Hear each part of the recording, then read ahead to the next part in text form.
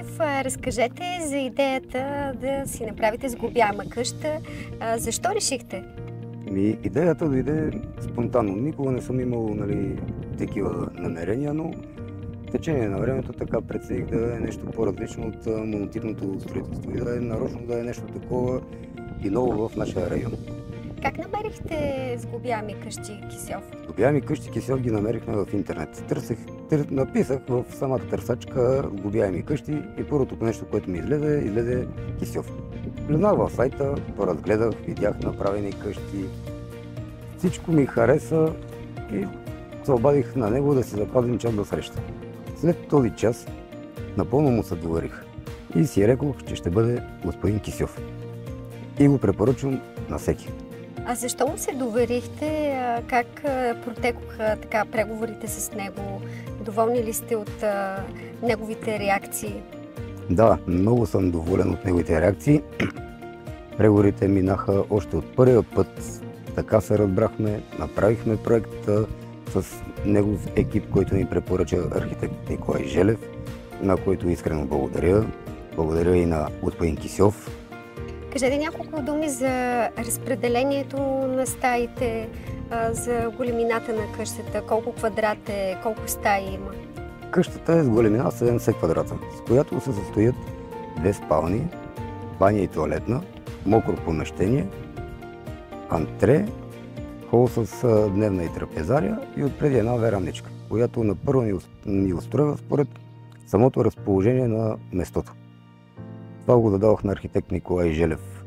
Той дойде тук лично на място и ми предложи този вариант да се направи къщата, който на мен ми хареса и го одобрихме. Бихте ли препоръчали сглобяеми къщи Кисьов и на ваши приятели? Бих препоръчал с 2 ръце господин Кисьов да се доверят на него, както аз се доверих. Доверете се на господин Кисьов. Господин Кисьов, какви са хората, които се доверяват на вашата фирма? И много ли са тези, които търсят в днешно време сглобяеми къщи? Хората, които търсят сглобяеми къщи, продължават да бъдат доста. Може би за това влияят и клиентите, които са се доверили. Аз искрено благодаря на господин Иван Димчев за това, че избра нас. Понеже благодарение на него и на другите като него имаме възможност да правим този клип, да говорим за нашата работа и да правим хубави, качествени къщи за България. Много ти благодаря и благодаря много на хората, които стоят до мен и зад мен, които ми помагат в това начинание. Те в момента не се виждат, но искрено благодаря на господин Недим, господин Ферзан, господин Хасан, господин Метин, господин Айнур, всичките, които помагат този процес да се случва в момента. Това да бъде реално, да бъде качествено, да бъде една страхотна къща. Изцяло е изпълнена по разпределение на клиента. Той си го избира от цялото. Ние не работим по типови къщи, работим изцяло по желание на клиента. Наистина сглобяемите къщи набират все по-голяма популярност. Какви са техните предимства? На първо място е, че идват на елементи, готови за сглобяване, което ускорява доста процеса.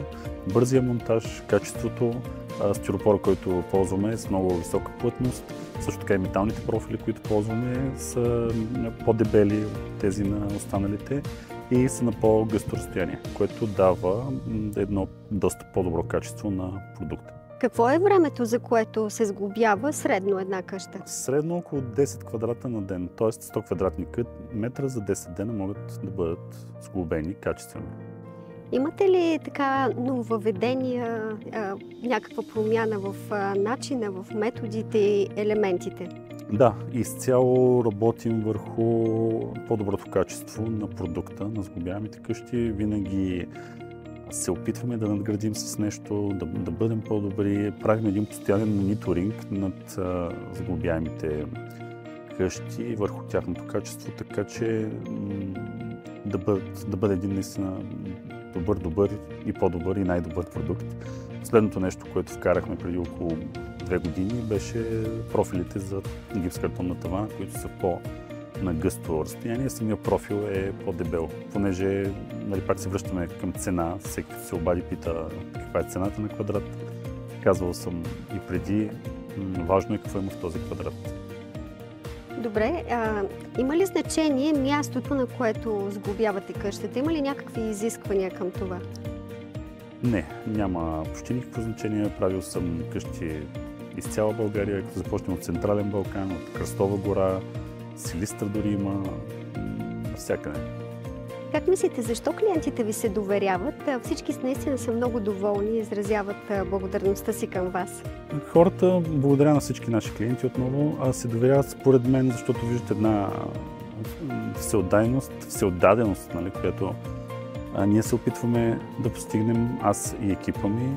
И за мен всяка една нова сглобяема къща, едно творение, едно мое дете, нали, на което аз гледам като моя рожба. И съм много благодарен на клиентите, че ми дават този шанс да творя и да правя сглобяеми къщи. Може ли да кажете и няколко думи за самия екип, на който се доверявате, който сглобява къщите? Клиентите се доверяват, понеже виждат една всеотдаденост.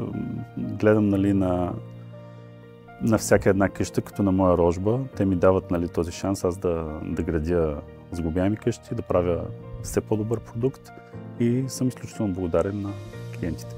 Какво е бъдещето на сглобяемите къщи като цяло? Лично мое мнение е все по-голямо. Набира популярност. Виждате, няма и места, няма парцели. Моето лично мнение е, че те все повече и повече ще навлизат и все повече и повече ще се строят. Виждате, постоянно се вкарват парцели в регулация.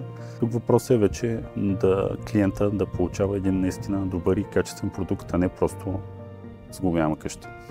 Благодаря ви много, господин Кисьов. Успех желая на компанията ви. Аз също много ви благодаря. Желая здраве и късмет.